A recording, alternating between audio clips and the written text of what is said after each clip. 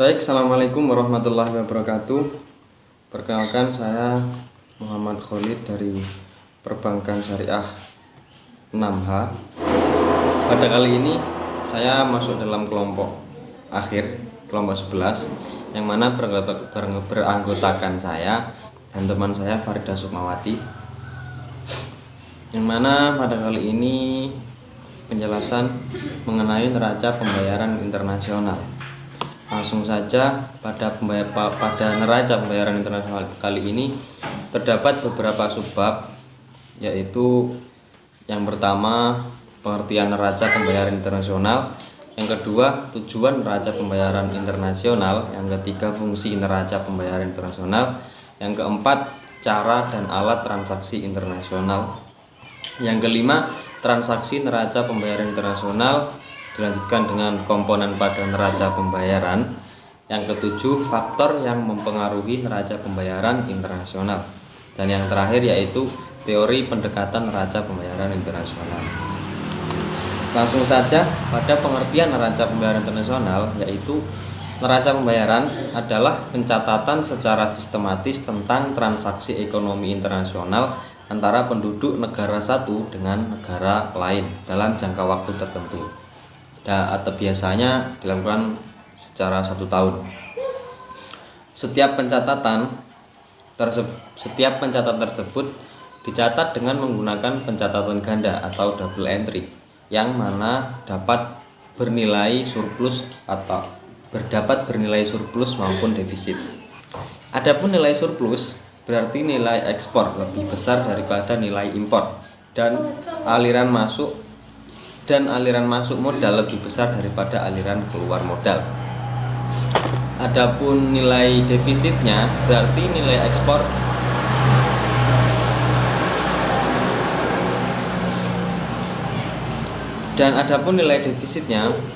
nilai ekspor lebih kecil daripada nilai impor dan aliran masuk modal lebih kecil daripada aliran keluar modal.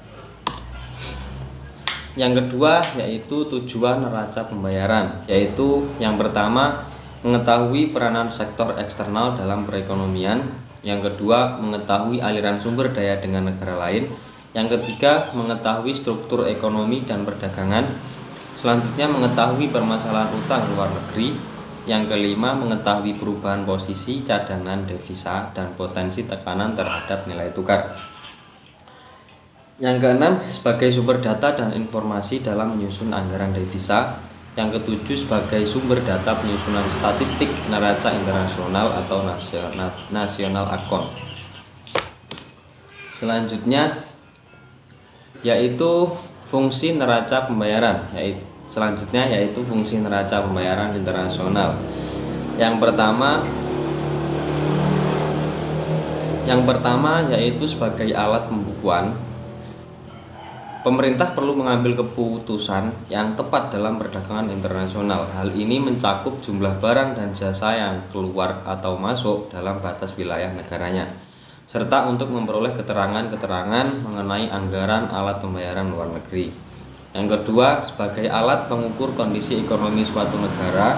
Yang ketiga, sebagai alat untuk memperoleh informasi mengenai perdagangan internasional. Yang keempat, sebagai alat untuk membandingkan pos-pos dalam neraca pembayaran negara tersebut dengan negara lain. Yang kelima, sebagai alat kebijakan moneter suatu negara. Yang keenam, mengetahui posisi keuangan internasional di suatu negara. Yang ketujuh, sebagai salah satu indikator yang akan dipertimbangkan oleh IMF atau negara donor untuk memberi bantuan keuangan. Yang kedelapan, sebagai salah satu indikator fundamental ekonomi suatu negara selain inflasi, GDP, dan sebagainya. Yang kesembilan, untuk menunjukkan struktur dan komposisi transaksi ekonomi dan posisi keuangan internasional dalam suatu negara. Yang kesepuluh, sebagai suatu indikator dalam mempertimbangkan pemberian bantuan kepada suatu negara. Selanjutnya, BOP Balance of Payment atau neraca pembayaran terdiri dari 3 neraca saldo, yaitu yang pertama saldo neraca transaksi berjalan, yang kedua saldo neraca modal, dan yang ketiga saldo neraca moneter. Adapun saldo neraca transaksi berjalan yaitu jumlah saldo dari neraca perdagangan yang mencatat nilai ekspor dan impor barang atau jasa, yang mencatat nilai ekspor dan impor barang dan jasa, yang mencatat X dan M jasa, termasuk pembayaran atau pendapatan royalti dan bunga deposito, transfer keuntungan bagi investor asing, pembayaran bunga cicilan utang luar negeri, dan kiriman uang masuk dari tenaga kerja Indonesia atau TKI di luar negeri. Yang kedua, saldo neraca pembayaran, yaitu neraca yang mencatat arus modal jangka pendek dan jangka panjang yang masuk dan keluar yang terdiri atas pemerintah neto dan lalu lintas ke swasta neto. Yang ketiga, saldo neraca moneter, yaitu neraca yang mencatat perubahan cadangan devisa atau CD berdasarkan arus devisa yang masuk dan keluar dari suatu negara dalam suatu periode tertentu. Selanjutnya yaitu cara dan alat transaksi internasional.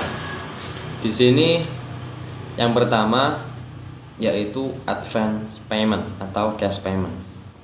Dalam hal ini pembayaran dilakukan dengan menggunakan cek atau bank draft pada saat barang dikirim oleh eksportir atau sebelumnya. Cara pembayaran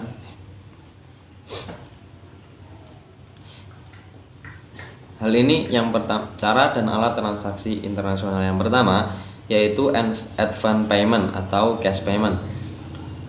Dalam hal ini pembayaran dilakukan dengan menggunakan cek atau bank draft pada saat barang dikirim oleh eksportir atau sebelumnya. Cara pembayaran dengan advance payment umumnya dipilih oleh para pihak dalam kontrak bisnis apabila antara para pihak terdapat hubungan bisnis yang sudah berjalan baik atau kontrak bisnis yang terjadi umumnya bukan hubungan bisnis yang pertama bagi para pihak. Yang kedua, open account. Open account yaitu pembayaran dilakukan dengan pembayaran yang dilakukan penjual yang terlebih dahulu melakukan pengiriman barang, baru setelah itu pembeli membayar harga melalui perintah transfer bank atau ke rekening penjual. Dalam open account, nama pemilik barang yang tercantum dalam dokumen ekspor sudah atas nama pembeli atau importir. Dokumen yang diserahkan oleh eksportir kepada importir dapat melalui bank. Yang ketiga, letter of credit atau LC. LC ini adalah surat yang dikeluarkan oleh bank atas permintaan pembeli barang, di mana bank tersebut yang menyetujui dan membayar wesel yang ditarik oleh penjual barang atau eksportir. Dengan demikian, LC merupakan suatu alat pengganti kredit bank dan dapat menjamin pembayaran bagi eksportir. Pihak yang terkait dalam LC adalah opener atau importir, issuer, bank yang mengeluarkan LC, beneficiary atau penjual atau eksportir, dan dalam praktiknya ada satu pihak lagi yang confirming bank. Yaitu confirming bank, yaitu bank di negara eksportir. Yang keempat yaitu commercial bills of exchange atau sering disebut dengan wesel atau draft atau trade bills. Wesel atau trade bills ini adalah surat yang ditulis oleh penjual yang berisi perintah kepada pembeli untuk membayar sejumlah uang pada waktu tertentu di masa datang. Surat perintah semacam itu sering disebut wesel. Selanjutnya yaitu collection. Collection merupakan cara pembayaran dengan mempergunakan jasa bank. merupakan cara pembayaran dengan mempergunakan jasa bank untuk melakukan penagihan. Dalam collection, penjual atau eksportir bertindak sebagai prinsipal yang memberi kepercayaan kepada bank untuk melakukan penagihan kepada importir. Penagihan tersebut didasarkan pada dokumen-dokumen bank yang menerima amanat untuk melakukan penagihan atau remitting bank. Setelah menerima dokumen akan meneruskan collection. Remitting bank setelah menerima dokumen collection selanjutnya meneruskan dokumen tersebut ke collection bank dengan menggunakan collection instruction. Selanjutnya yaitu konsiasi. Konsiasi sebenarnya merupakan variasi lain dari cara pembayaran dengan open akun. Melalui konsiasi, penjual yang terlebih dahulu mengirim barang. Perbedaannya dengan open akun adalah konsiasi sebenarnya merupakan variasi lain dari cara pembayaran dengan open akun. Perbedaan dengan open akun adalah mengenai waktu pembeli pengirim barang. Pada open akun, pembeli mengirimkan harga pembelian setelah barang dikirim atau pada waktu tertentu yang disepakati setelah barang dikirimkan. Sedangkan konsiasi pembeli berkewajiban mengirimkan harga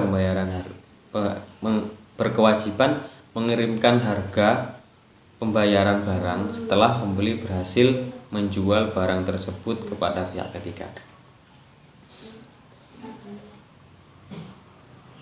Oke, mungkin sebagian pemaparan materi dari saya yang selanjutnya akan dipaparkan oleh teman saya.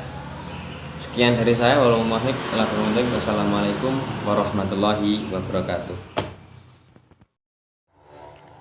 Di sini saya akan melanjutkan penjelasan dari teman saya. Selanjutnya adalah sistem pencatatan transaksi neraca pembayaran internasional. Dibagi menjadi dua, yaitu transaksi debit dan transaksi kredit. Transaksi debit yaitu transaksi yang menyebabkan mengalirnya arus uang atau devisa dari dalam negeri ke luar negeri. Transaksi ini disebut transaksi negatif, yaitu transaksi yang menyebabkan berkurangnya posisi cadangan devisa. Ciri-cirinya yang pertama diberi tanda minus, yang kedua adanya pengurangan devisa karena pembayaran ke luar negeri, yang ketiga adanya tagihan-tagihan tunai yang harus dibayar kepada luar negeri, yang keempat kewajiban-kewajiban untuk melakukan pembayaran ke luar negeri. Yang kedua, transaksi kredit, yaitu transaksi yang menyebabkan mengalirnya arus uang atau devisa dari luar negeri ke dalam negeri.